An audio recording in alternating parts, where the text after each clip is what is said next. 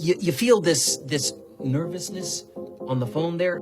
Sir, I've been trying to make an urgent phone call up there. Well, I don't think it's something I want to do on an overseas phone. You gotta make some phone calls. Hang up the phone. Prank caller. Prank caller. Ladies and gentlemen, welcome once again to Packernet After Dark. This is the call-in show of the Packernet Podcast Network. If you'd like to call in, if you'd like to participate in the show, please feel free to do so. The phone number here is 608-501-0718. New callers go directly to the front of the line. But with no new callers on the docket, why don't we get started with Jesse from Oregon. Hello, Ryan. I just happened to be watching the PFF breakdown of the Cardinals, Packers. I know that you were going to look for divisions in football that might have been better in the past, at least through the first 6 weeks. Getting me off to a terrible start here because this is, I really am worried where you're going with this. I spent a lot of time digging this up, so I guess I will allow you to finish and ruin the entire episode. The guys did say something, though, that, I mean, if you find this one, that would be kind of cool. But apparently, the four teams in the NFC North, and I didn't double check this, so I want to blame PFF if he's wrong. But apparently, they're the best teams in point differential in the league, too. I thought that's what he said, so yeah. I guess that would make that even more impressive, especially since some of our best players are rookies. I would kind of wonder if that's the case in the other teams too. But anyways, thanks for the talk. Have a good one. I'm glad you didn't elaborate too much. That is another interesting thing. Could spend a lot more time to figure out the point differential thing historically, but actually probably wouldn't take that much time. So I can confirm this is the best division through 6 weeks as far as just the score or the wins. There's several caveats here. I think the biggest one that you could say against the division so far is that they've only faced each other once. So it's hard to have almost all wins usually through 6 weeks because you play a lot of your divisional opponents. It's a rare thing to have no NFC North teams play each other with the exception of Packers, Vikings through the first third of the season. So that helps with the record, but you still have to be very good. I'm not going to elaborate too much because, again, I want to talk about it on tomorrow's podcast, but it's worth noting that no divisions have ever had this many wins, and you got to remember there was a period of time where divisions had 5 teams in them. 5. And still, there were no teams that had this many wins in their division through 6 weeks. And then as far as the point differential, I thought it was funny. I looked at that, and the Packers are dead last in point differential in the division. So they're 4th out of 4 teams in our division. They're also 4th in the NFL. There is no team that has a higher point differential. There is no number 1 team that is better than the Packers when it comes to point differential. So, yeah, that's pretty wild, man. Hey, Ryan, it's Craig from Indiana. Victory Monday. What a great game. Man, I wish we had games like that more often. Although my heart did almost skip a beat near the end of the first half. I'm like, oh, no, are we going to let these guys in it? Oh. But, man, overall, what a great game. And really impressed with just our young players, how well they're playing. So Evan Williams is a dog and a beast, and so's oh gosh, I'm drawing a blank on our linebacker. But he's doing great too. Cooper. And so it's a good game. Obviously people will talk about the kicker. We'll see what they do this week. I'm a little confused about one thing, and it's more about the rules. Is we should have had about like 3 free plays when the defense jumped off sides. And they're blowing it dead so fast. And I don't think on any of those there was any defensive player like running free right at Love or anything like that. In fact, I swore one or two, they kind of all, tried to jump back and were on their back heels. And it just seemed like Rogers got so many of those that we were allowed to play, and the refs are just blowing it dead. So maybe you can shed some light on if there was a rule change that they're not allowing those plays to go as much as they used to, or maybe it's just my imagination. But we certainly had a few opportunities there, which would have been interesting, especially with our receivers, if they know it's a free play and the speed that we have there. But otherwise, it was a great game. Really excited about this Houston challenge coming to Lambeau, and anxious to see what kind of game plan we put on both sides of the ball. But very excited. Our division obviously is super competitive. It'll be interesting as we start to face each other, how we beat each other up. But hopefully we can be pulling lots of those victories out and still climb towards the top of the division. All right, keep up the good work. Go Pack Go. Yeah, I commented on that recently, the free play thing. And I don't think there's a rule change. I think they just started cracking down on it. They started doing that even with Rodgers. They used to let Rodgers just completely run roughshod over the NFL. I think they added in the unabated to the quarterback language, which is if you got a guy, which is what you were talking about, that's, just running, he's about to get a sack. Even if the tackle can kind of get there, they end up blowing it dead. There's also encroachment. So if the defensive player actually makes contact before the snap, then it gets blown dead. It seems like outside of that, outside of, unabated to the quarterback and encroachment, we're just talking about a neutral zone infraction. And at that point, it becomes up to the referees whether or not to let the play go.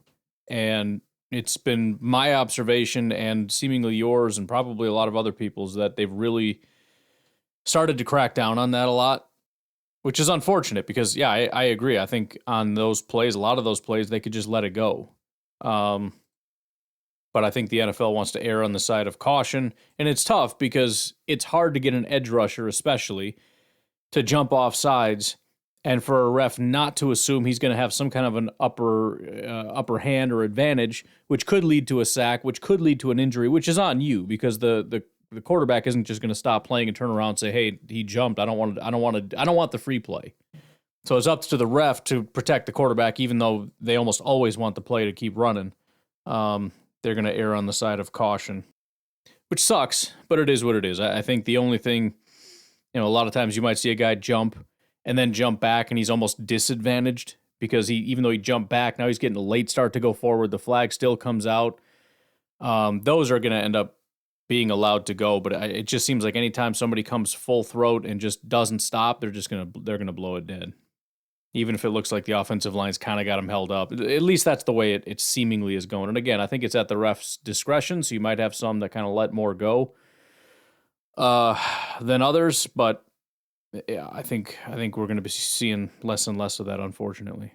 Hey, Ryan, this is Nico. Hey, Nico. So what a great win yesterday. And, yeah, that was a bad team, but we did what we had to do.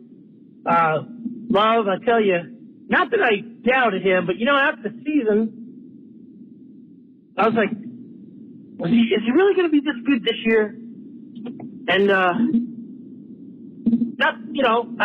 didn't forget, he had the 10-game streak where he was the best quarterback in the NFL.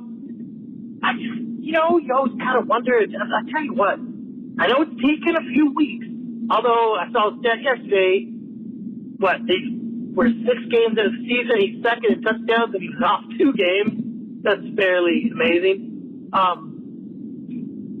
Obviously, he's not going to throw 4 touchdowns every game, but if he did, I wouldn't mind. But just that last one to Doubs, honestly, all of them. The one to Christian, it was wide freaking open, put a red box. The first one to Reed wasn't really the easiest pass. I know it wasn't a long pass, but it was a very angled, perfectly, had to be pinpoint pass. And the last one to Doubs, I thought the dude was just going to eat his lunch because he came in unblocked.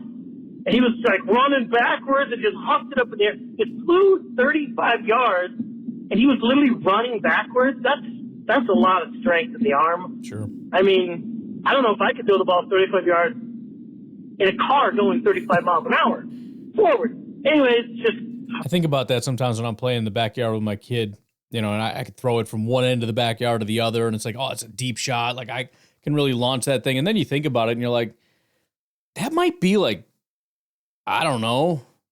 You figure 10 yards is 30 feet. That's kind of a long way away. It doesn't seem like it when you're watching TV. But a 20-yard pass, I mean, now you're talking 60 feet. Feels like when you're playing in the backyard with your kid, you just launched that ball 50 yards, but it was probably like 15. So, yeah, no, it's impressive what he can do. what can you say? Defensively, that cat from Oregon, the safety, I think he's number 33, and I can't remember names. Dude seems to be. I think our defensive backfield is what has made our defense so good. McKinney, just hello. And was Evan Williams, that guy, just, oh, man.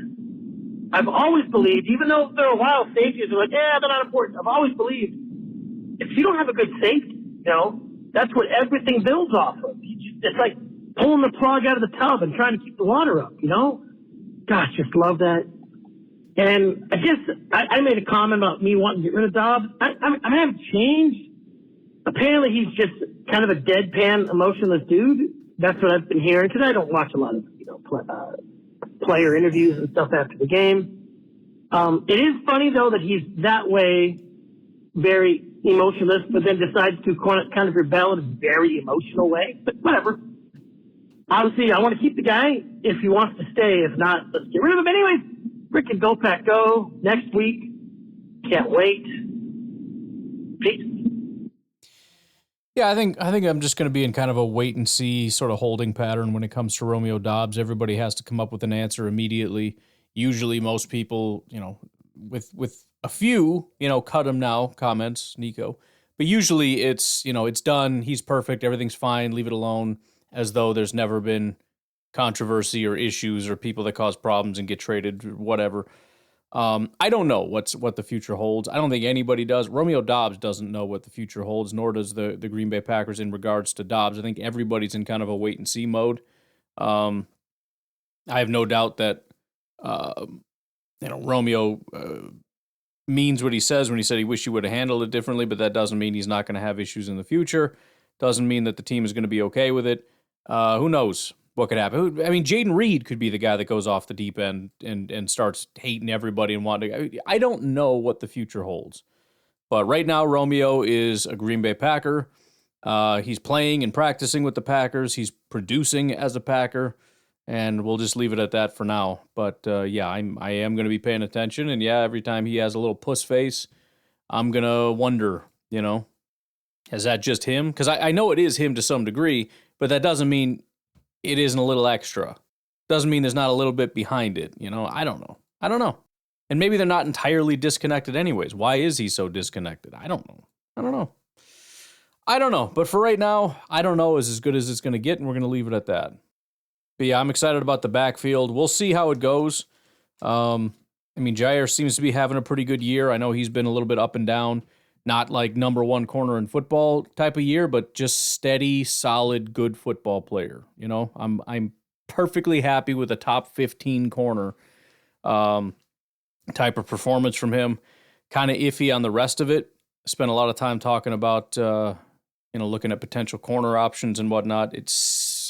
I don't know what the plans are. I think the Packers are still heavily rotating between Stokes and Keyshawn and Bullard and Valentine. And, you know, we'll see how this thing shapes up. I'm guessing by the end of the season, they're going to have a much more steady. But the safety group so far has been phenomenal. Very excited about that. Again, we'll see how that all levels out. I don't necessarily expect them to be number 1 and 2 by the end of the season. But what does that look like? And I'm excited that we figured that out. I'm also curious because, again, we're all looking at it going, Williams is the number 1 guy. He's the top guy. Everything's great. Packers seem to still think Bullard is the top guy. Again, when Bullard is being used at corner more, you see more Williams, but he's still playing more snaps overall. It's kind of like, yeah, Williams can go out when we need Bullard to play slot. Otherwise, Williams goes to the bench. That's the way they're currently playing this. I don't know that I or too many people would even agree with that, but that's the way it seems to be working. So I don't know, man. Stuff is working and stuff's getting better, and we'll just see how it all sorts itself out. But there's a lot to be excited about. Even Keyshawn seems to be playing some better football. Maybe he's better outside than he is in the slot. That may just be a thing. I mean, I think he played his best game this past week when he was out on the boundary. I haven't been a huge Keyshawn fan overall as a corner, but who knows? Maybe he. And for the record, for anybody that's like, oh yeah, you don't like him, I was the first one to say maybe this guy could play corner, even before the Packers said it. When he came over as a Raider, as a little footnote, I was like, oh, by the way, he actually played a little bit. He's actually quite good at it. So, it's a long shot, but maybe. And here we are. So I'm going to simultaneously take credit for that while also saying it wouldn't be the worst thing to find a better player. Anyways, why don't we take a break? We'll come back and hear from Der Trader. Howdy, this is Sherry, the Uber driver from Texas. You hear something, I'm walking the dogs, and they're power washing outside.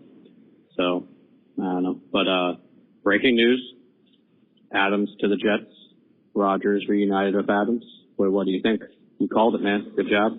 Also, go Pack Go. Great game this past weekend. I loved everything I saw. But also, dude, poor Aiden Hutchinson. God, yeah, that sucks. His leg snapped like a twig on that turn he made. Holy. But he still made the sack. Good player. Hope he recovers soon. And hopefully somehow that helps us whenever we face the Lions, I guess. Hopefully, maybe. I don't know. But go Pack Go.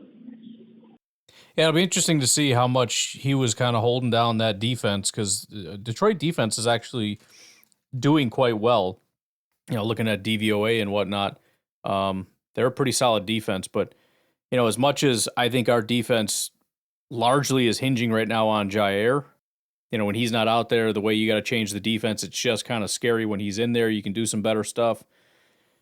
I'm interested to see if Aiden Hutchinson was kind of holding that down. I mean, you're talking probably the best pass rusher in football. That makes a huge difference. As far as what you can do, as far just bringing your base defense as where you don't have to bring extra guys, so you can leave more guys back. Not to mention just the added benefit of having consistent pressure all the time. It's going to do a lot for a defense, and not having that.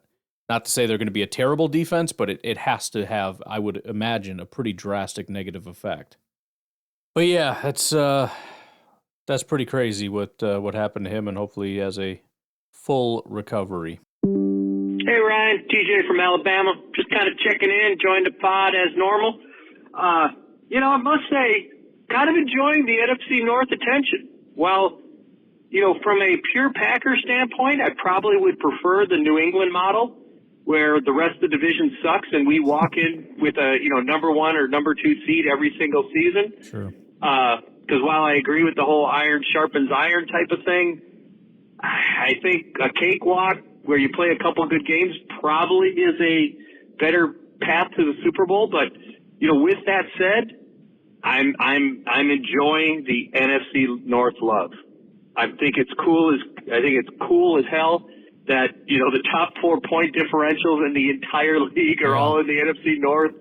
I think it's cool that many of the top 10 rankings have all 4 teams in the top 10. Oh, yeah. So I'm liking the attention. I think when it all shakes out, Detroit and Green Bay will rise to the top. Minnesota will make the playoffs and be good, but kind of flame out a little bit in there. And I think Chicago falls short when they start having to play the rest of the North. But, we'll see how it all comes together. Big test coming against Houston this week. Looking forward to it. With the white cheddar uniforms, I don't know what our record is, but it seems like when we're wearing the alternate uniforms, we've got to play pretty well, especially at home. I know that doesn't mean anything about anything, but I'm hoping. I think the offense is coming together. I like where we're headed. And the defense, I think it has, more levels to grow. It's already, I find the defense more fun to watch this year than any of the past X number of years. Even though I don't think we're playing outstanding, like lights out, top 10, I'm still enjoying the watch more than I have and much less frustration. And I think it just keep developing, keep on, having some time. I think we can be very good. Elite, I don't know yet, but I think we're still going to grow and end up being very good. And then my last thought, which overall I'm very happy with the trade with the Jets and Rodgers, and I'm happy with who we got with those two picks and so on and so on and so forth. So I'm not looking to change anything. But I must say I would have liked to have seen Rodgers been healthy all last year, because I really believe New York would have been a dumpster fire last year too, because dumpster fires do what dumpster fires do. And New York is absolutely a dumpster fire. And it would have been fun watching this kind of implosion with the Jets last year with us having a first-round pick, in the balance. So I missed that. I would have liked to experience that, but overall I'm good. Thanks, Ryan. Talk to you later. Bye. Yeah, I mean, they've been talking for years about, when is it going to happen? The first division to get all 4 teams in the playoffs. If there was ever a division, it's the NFC North right now. And honestly, it's hard to bet against any team.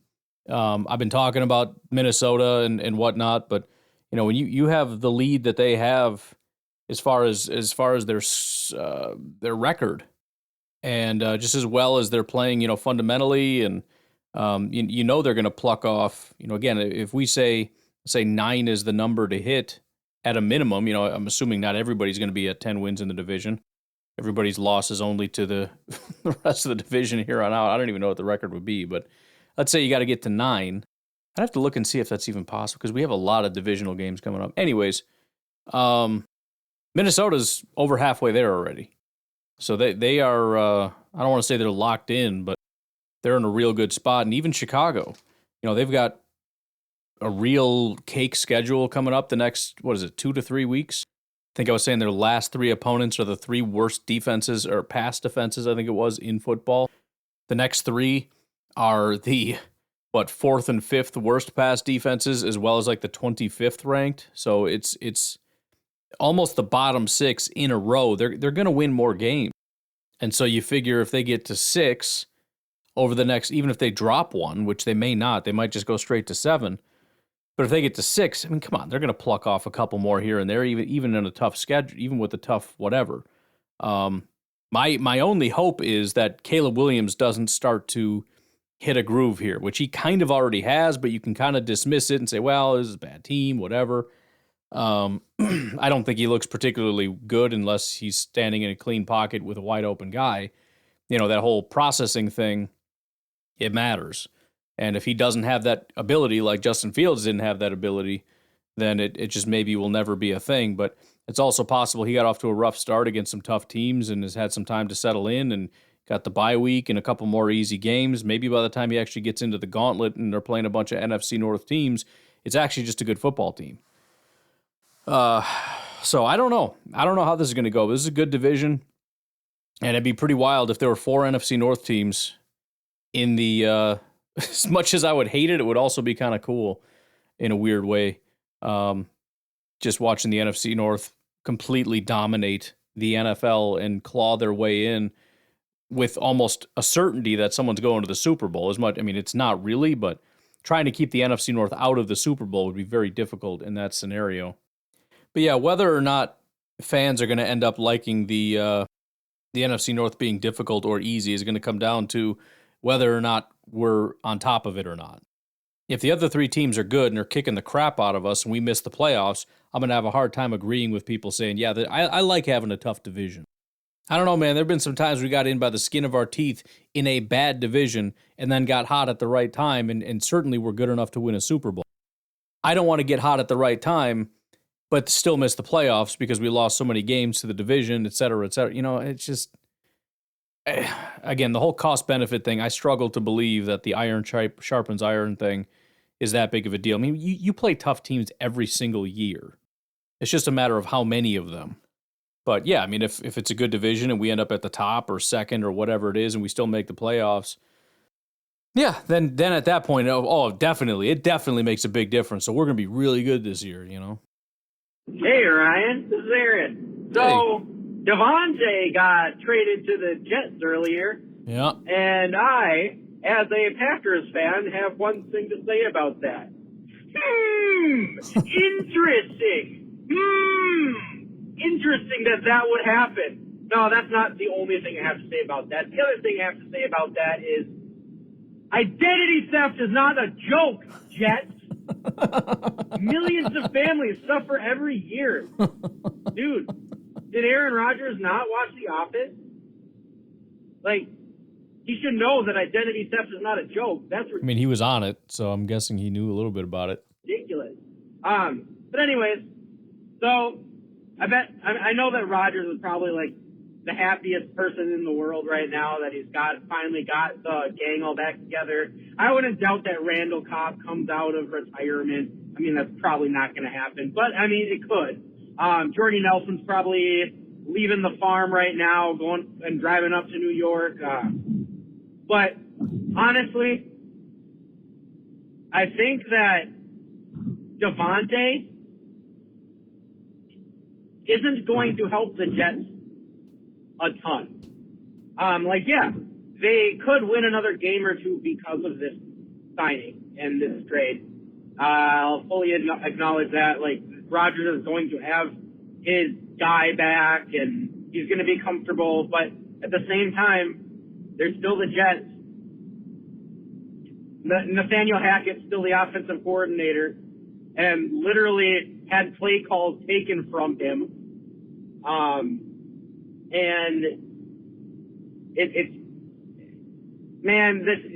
If they think that this is going to automatically become a Super Bowl contending team, like, I don't know. I want some of that ayahuasca that you're smoking if you think that.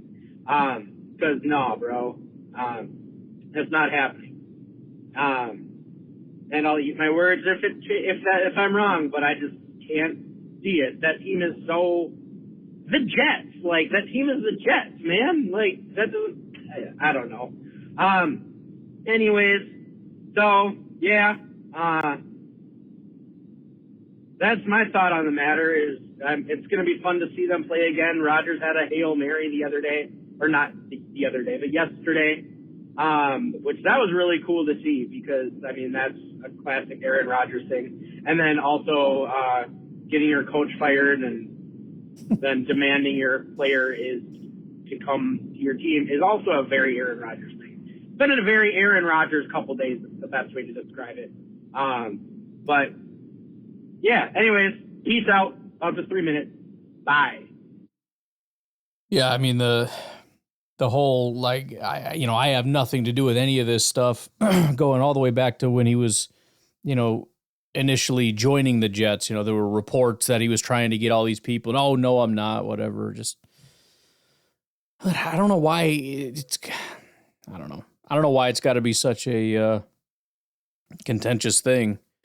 As far as, I mean, it's obviously true. If you want to give a no comment line or something, I guess that's fine. I don't fully understand why it's got to be all these guys are making it up. It's all nonsense. I don't have that much power. Okay. It's a heck of a coincidence, I guess. I mean, maybe the Jets are just extremely accommodating and they just keep forcing all these Packers over here that Rodgers really doesn't want because he thinks that they're friends or whatever. And Rodgers is like, bro, these guys suck. I left that team for a reason. Why are you rebuilding it with only the worst players? I don't understand.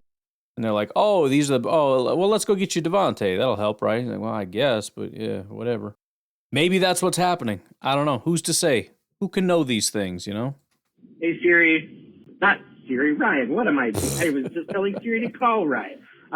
Anyways, so I just figured I wasn't going to call again, but I figured I'd call back on my theory around everything that's going on in the Jets right now, a.k.a. the New Jersey Packers. Yeah. So I kind of think it feels like this entire time that Devontae Adams was on the trade market, Rodgers probably was like, hey, let's sign Devontae, right? And, like, get him here. We need him. And then Robert Saleh, who's basically had his entire chance of being a head coach dictated by Aaron Rodgers and Aaron Rodgers basically taking his chances at a head coach away from him and not getting that. Robert Saleh was probably like, dude, enough is enough. No, we don't need Devontae. Like, just stop, right? And then, so that is, this is all speculation, right? This is 100% speculation. My theory, I could be completely wrong. But anyways, so Robert Saleh was like, hey, dude, no, we don't need Devontae. And so he was putting that in the ear of the GM and like saying they don't need Devontae. Then you have Rodgers, who's trying to go above his head, talks to Mr. Woody Allen up there, and is like, hey, no, we need Devontae. Like, if this is going to be a problem, get rid of this guy. We need Devontae.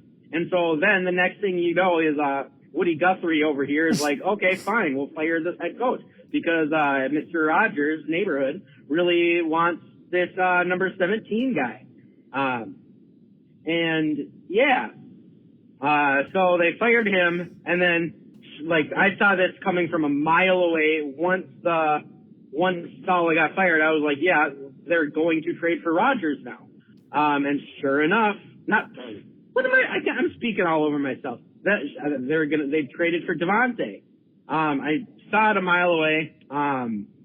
And so now this is pretty much Rodgers' team. And that is exactly what Aaron Rodgers has wanted all along. And I'm so glad that we have Jordan Love and that we're in a new era of the Green Bay Packers because things are looking bright for us and not having to deal with all this crap anymore. And like I said, that is a pure speculation, a theory, and Rodgers would deny it if I ever told it to him to his face. Sure. But anyways, I'm gonna go again because the 3-minute monster is coming up again. And peace out. Bye-bye. Well, I enjoy a good speculation game, you know. I mean, we're on the same page in terms of, Rodgers having some influence over this. How exactly the conversations went down, it's anybody's guess, I suppose. So I appreciate the, what do they call that?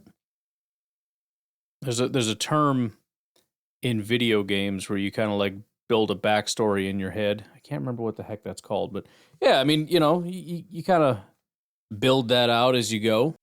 It's something fun to do. I don't know. I do it, as you all know, because I tell you about it all the time. Here's my theory. But yeah, I mean, I'm certainly more optimistic about the Jets with Devontae, only because, again, the biggest issue with Rodgers and the offense and everything else is what we've been hearing for years, the whole 2 playbook thing and how hard it is to play for Rodgers and how complicated everything is and how difficult. And there's only a handful of guys that can play with Aaron Rodgers, 2 that I'm aware of, and they're both in New Jersey right now. They're both Jets. I mean, maybe Doubs and Watson could pull it off. I don't know. They were certainly struggling with it. But, this is playing out in real time. The people that hate the way the Green Bay, Packers fans that hate the way the Packers go about business. The way they go about business was, replacing Rodgers with a guy like Jordan, which has seemed to work out quite well. It's, replacing guys like Devontae and Lazard and everybody else with Doubs and Watson and Reed.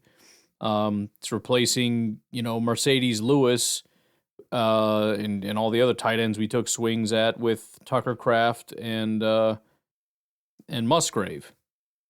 The Jets are doing what fans always want a team to do. Just go buy a Super Bowl. Just go buy a Super Bowl. Go buy a quarterback, go buy the receivers, go buy whatever you need and go win a Super Bowl.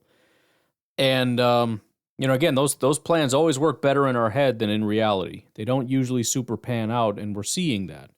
Now, again, they're re-ing up on it with Devontae, and we'll see if maybe they can go ahead and forge ahead, but I'm certainly a skeptic of the idea that you can just buy a Super Bowl, and there are other problems, right? So Rodgers to Devontae is probably going to pan out, but some of the other issues are real. It's not just Rodgers is perfect and these wide receivers don't know what they're doing and everything else is fine. Like, it's an elite defense and the offense is perfect aside from guys just not knowing where they're supposed to be. All that stuff. Everything else that's not true. Rodgers has some issues of his own. He's not 30 anymore. The fact that you have Garrett Wilson and are essentially demoting him because you can't figure out how to make it work because Rodgers has to play a certain way is not a good thing. I mean, Garrett Wilson is your future. It's not Rodgers. It's not Devontae. It's not Allen Lazard. And the fact that you hit on such a stud wide receiver in Garrett Wilson and essentially just give up on him because you can't make it work is a problem. The fact that you gave up on your head coach, even though I don't think he was, he was certainly not great with a lot of things, but he is the architect of your defense, which is the one thing that is working, and you give up on him, that to me is a problem. Devontae also is not exactly, 2017, 18, 19, 20 Devontae. It's not that he's bad, but there's a reason you haven't heard Devontae's name at the top of the wide receiver list for a couple years. And you can blame the quarterbacks if you want, but look at the quarterbacks that are or the wide receivers at the top and tell me how elite all those quarterbacks are. Are they with the Packers? Are they with the Chiefs? No. It's Justin Jefferson with freaking Sam Darnold. It's not about the quarterbacks. It's about the receivers. So, yeah, I am certainly skeptical of that plan, but that's what they decided to do. And all of the sort of all-in people, that is your team. That is your mecca. That is your everything you've ever wanted in a team. The Jets are doing it. And they actually got a leg up because they started with a good defense. They didn't even have to go buy a defense. You got a good defense. You just go out and buy the coach. You buy the quarterback. You buy the receivers. Buy some offensive linemen, which, by the way, is another serious problem. That offensive line is not on the same page with Rodgers, and it's just not working super well, and Rodgers is hitting the dirt a lot. But there you go. That's your team. That's what you've always wanted. And I guess we'll see how it goes. Maybe it'll work out and they win a Super Bowl. The problem is, there's maybe positives and definitely negatives. That's the other thing I really don't like about that strategy. The negatives are coming. These old guys are going to go, and the financial crisis that you're creating is going to be a problem that's going to take some time to clear out. And then you have to build a team from the ground up, which is going to take years because you're not just patching up a spot here or there. You're rebuilding an entire team, and you can only hit on 2 to 3 guys every single year. Not to mention you don't have a quarterback. So all of that, all of the financial issues, all of the talent issues, that's going to happen. But maybe you'll end up being able to compete with teams that didn't do all this and are still better than you. Buffalo didn't go all in. They're still kicking the crap out of you. They're just doing things the right way. But, whatever. Have fun. All in. There you go. Go buy a Super Bowl. This is the final thing, though. Like, if they become a good team, then there you go. You finally got some stability there. But if it doesn't work, there's nowhere else to go. There's nobody else you can go get. Devontae was the one perfect final piece. If they can't win, it's beyond over. And I never want to hear about this all-in crap ever again. Ever. Do you remember that dream team, by the way, out in Philly? Remember that years ago? Who the heck was that? I remember they had some corners, and everybody talked about how brilliant the financial maneuvering, and oh my good. It wasn't Prince Amukamura, I don't think. Maybe it was. I just remember it was a crazy name like that at corner. But they went out and got a bunch of guys, and it was just a god-awful team. Anyways, let's take a break. We'll be right back with Jim in northern Wisconsin.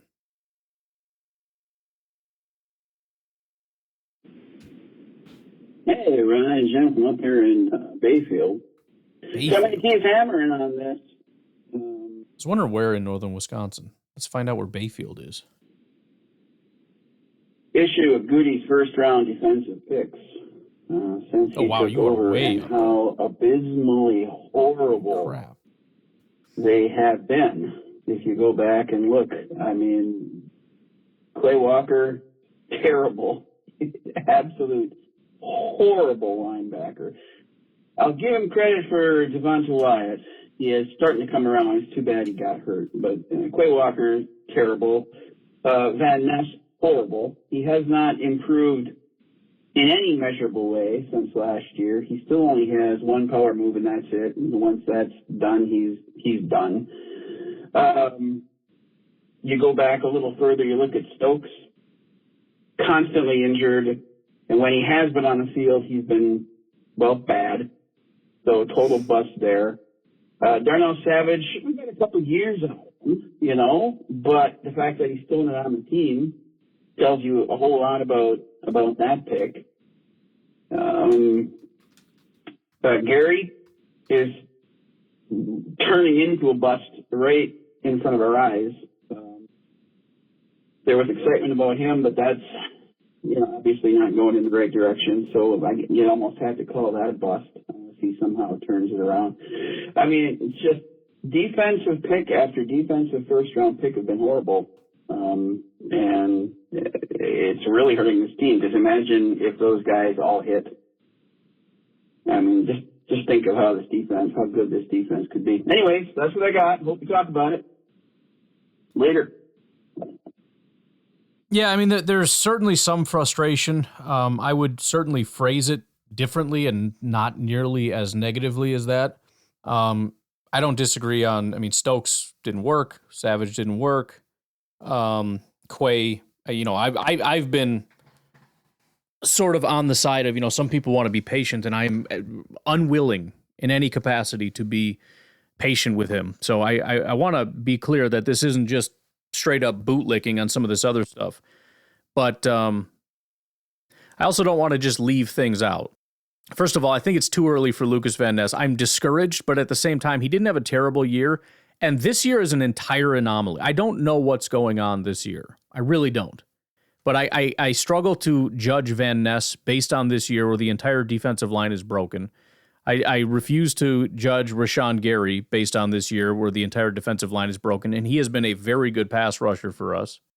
Wyatt, as you mentioned, and again, it's a little too early still, but I'm all in on Devontae Wyatt. I think he's a good football player. Let's not forget Jordan Love was a first-round pick, and let's also not forget Jair Alexander was a first-round pick. So there have been not only hits, but transformative hits. This team without Jair, Rashawn, Jordan Love, it's a garbage franchise. We also obviously still have to see about Jordan Morgan and whatnot. The other couple caveats, number one, the Packers almost always pick at the back of the first round. And I put that caveat in because if you do what I always tell everybody to do, if you're upset about the way things are going, pick another team. How many Jairs and Jordan Loves and Devontae Wyatts are they getting in the second half of the first round? Kansas City Chiefs, Xavier Worthy, Felix Anudike-Uzama, Trent McDuffie, Nick Bolton, Clyde Edwards-Helaire, Mecole Hardman, Breeland Speaks. These are not good football players. Maybe a couple of them are contributors. Clyde Edwards-Helaire is there. He's not anywhere near the value of a first-round pick. It's just bad. Buffalo, very similarly, Tremaine Edmonds, Keon Coleman. Kincaid might end up being a good football player. He's not terrible. Last year he had 777 yards, 3 touchdowns. So far, 217 and a touchdown. A.J. Epinesa, not a very good football player. Ed Oliver, not a very good football player. Khair Alam, not a very good football player, although he's off to a good... Well, no, he's not. He's not even playing. He's not even starting. I was going to say, he's grading out really well. He's played 23 snaps. He's not even there. Baltimore.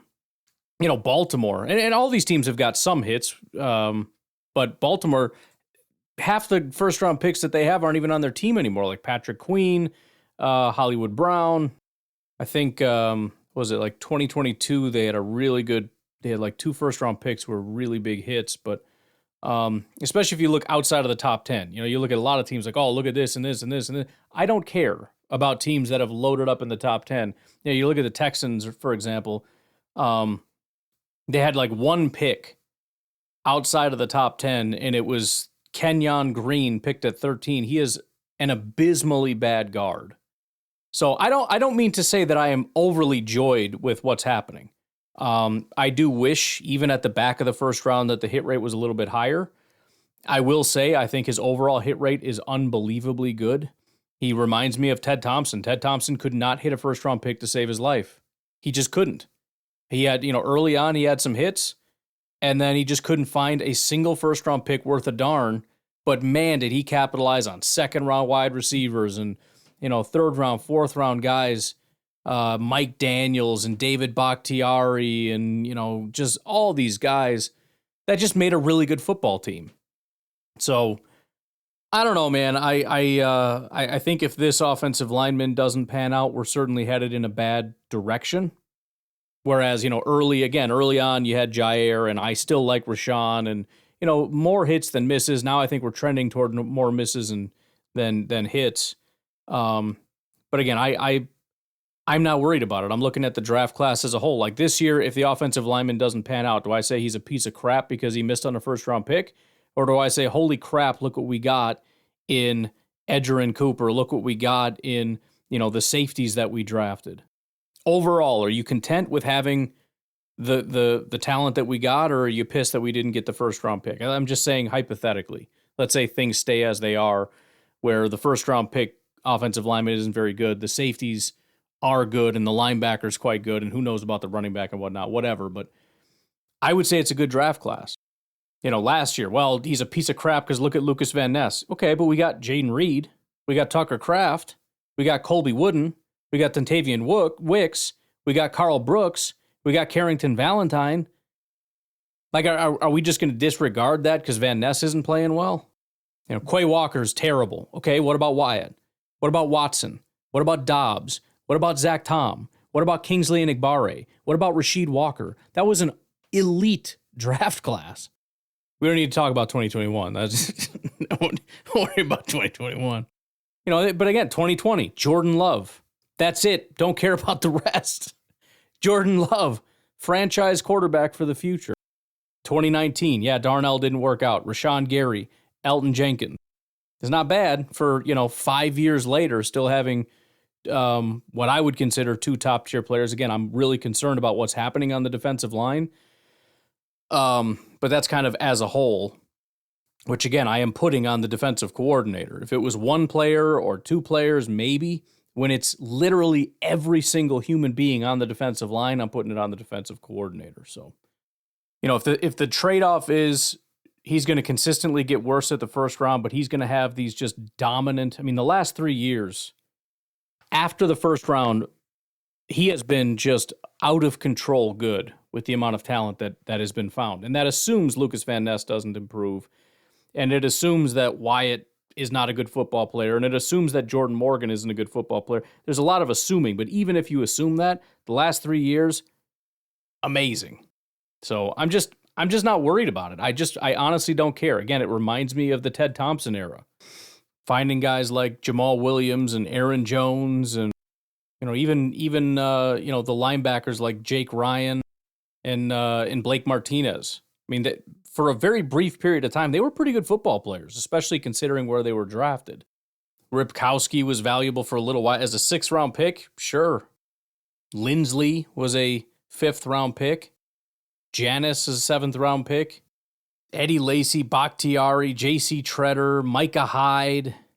The 2013 draft is like quintessential how I viewed Ted Thompson down the stretch and how I view Brian Gutekunst now. The 2013 draft, which, first of all, 11 picks, very, very much what we have been going for the last 3 years. It was Dayton Jones, Puke, Eddie Lacy, David Bakhtiari, J.C. Treader, Jonathan Franklin, Micah Hyde, Josh Boyd, Nate Palmer, Charles Johnson, Kevin Dorsey, and Sam Barrington in the 7th round. That is an unbelievably good draft class, despite the fact that Dayton Jones was a complete waste of a pick. 2011, Derek Sherrod, yikes. But we got Randall Cobb out of that. And we got House, who played a pretty decent role. So again, it's kind of similar. Like early on, he got Jordy. Actually, that was a 2nd-round pick. He got Raji and Clay and Balaga in 2009 and 2010. After that, it got spotty, but still some good hits. So, again, Mike Daniels and Casey Hayward. So I just don't have anywhere near the level of frustration with the picks. And I do think some people, I don't know if you're in this camp, Jim, but some people look at the negatives and just focus on them. I'm so sick of these first-round picks not panning out, and it's not good enough, and it's not acceptable, and da-da-da-da. And it's like if we step back and look, first, again, full draft class. Second of all, when are the picks happening, and how does that compare to other teams picking in the 20s and 30s? It's not to say some teams aren't better. I think Dallas has had a good run, maybe not the last couple years, but, man, they had a heck of a run for a while in the first round. Again, Baltimore had like a 2-year run. It was like crap, good, crap, but still, Philadelphia was not good. They did get Jordan Davis at 13. He's a good football player. But my goodness, you're talking Andre Dillard, who is currently on our team, Jalen Rager, Devonta Smith, solid, Jordan Davis, and so far Quinion Mitchell. We'll see how that turns out. But it is what it is, man. It's not easy to hit. You kind of always want your first round pick to be the superstar, but at the end of the day, I'm happy with the level of contribution. I mean, just look at this team being built from the ground up. You know, honestly, I mean, let's look at, we'll end with this. I just want to look at the Packers roster here just to see, you know, what kind of a job is being done. Our wide receivers are Reed, Romeo, Watson, and Wicks. 2 second-round picks, a 4th-round pick, and a 5th-round pick. That doesn't even include Bo Melton, who he went out and picked up, and then Malik Heath, who's an undrafted free agent, all of which have been fantastic contributors, all of which built from the ground up, not a single first-round pick. The offensive line, Rasheed Walker, is a 7th-round pick. Elton Jenkins, 2nd-round pick. We'll see about, Myers probably not going to pan out, but he's been a solid contributor to one of the best offensive lines in football for several years. Sean Ryan, we'll see. Jordan Morgan is the guy they're going to try to push into that spot. Zach Tom, 4th-round pick. Incredible. Tight ends, again, Kraft and Musgrave, and even Ben Sims. Quarterback, my goodness, Jordan Love. Not to mention they went out and got Malik Willis, and how great was that? Running back, Josh Jacobs. Fantastic pickup. On top of that, how about Emmanuel Wilson? He's like a top 10 running back right now. He was with Denver. Denver waived him. We picked him up. Never looked back. Defensive line, again, struggling. But prior to, Preston was an incredible addition, as was Zadarius while he was here. Rashawn Gary, Kingsley Enagbare is a 5th-round pick. Lucas Van Ness, Devontae Wyatt, Carl Brooks, Colby Wooden, Brenton Cox. Again, I'm withholding judgment until they figure this thing out, and maybe they won't. Maybe they'll never figure it out, and they just got to get all new people to fit this scheme. I have no idea what the problem is. But even, TJ Slayton, I'm not a huge TJ Slayton fan, mostly because he's been overhyped for such a long time. But for a 5th-round pick to be a starter for all these years? Edgerrin Cooper, Eric Wilson, Tyron Hopper, Quay, not anybody's favorite. McDuffie, 6th-round pick. For what we've gotten from him, corners, yeah, Stokes, not great. That doesn't take away from the fact that they drafted Jair, who's been incredible, the fact that they got Valentine in the 7th round, the fact that they picked up Keyshawn Nixon from the Raiders. Safety was a disaster. They basically fixed it in 1 year. They got Oladapo, they got Williams, they got Bullard, and then they go out and get Xavier McKinney. It hasn't been perfect, but this has been a roster that has been built from the ground up really just in the last several years. They've had 3 good punters on this team. They got rid of 2 of them for some ungodly reason, and now we still got a good punter. Kicker was a disaster. We lost a long-time kicker. It's hard to find a new one. They went out and got Brandon McManus. We'll see how that goes. Big picture, I like this team. And if you like this team, you can thank Brian Gutekunst. If you don't like the team, then you probably don't like Brian Gutekunst very much. But I like it. Just my perspective. Again, glass half full compared to half empty. We're looking at the same information.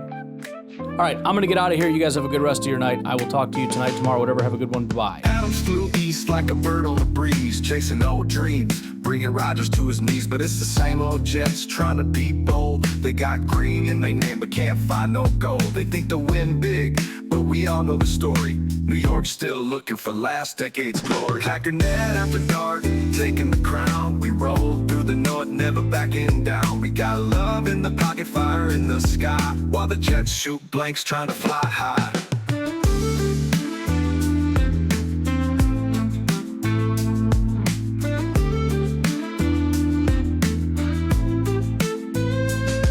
Quay's got one move, but it still gets it done. Stokes stays hurt, and Savage had his fun. The lines roar loud, but their claws ain't that sharp. We'll quiet the crowd with the Lambo spark. And TJ said it best, yeah, iron might grind, but a cakewalk to playoffs, that's more my kind. Rodgers still dreaming of yesteryear's fame, but dumpster fires burn just the same. Hackett's got plays, but they all fall flat. Man, the Jets are just the Jets, and that's that.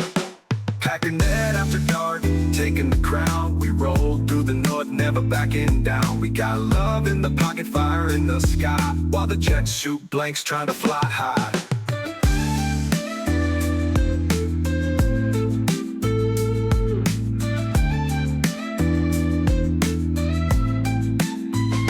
Hop on the love train, team, we're bound to go far, while Rodgers is chasing that wishing star. The Pack's future's bright and we're back in the game, 'cause Green Bay's rising, remember the name.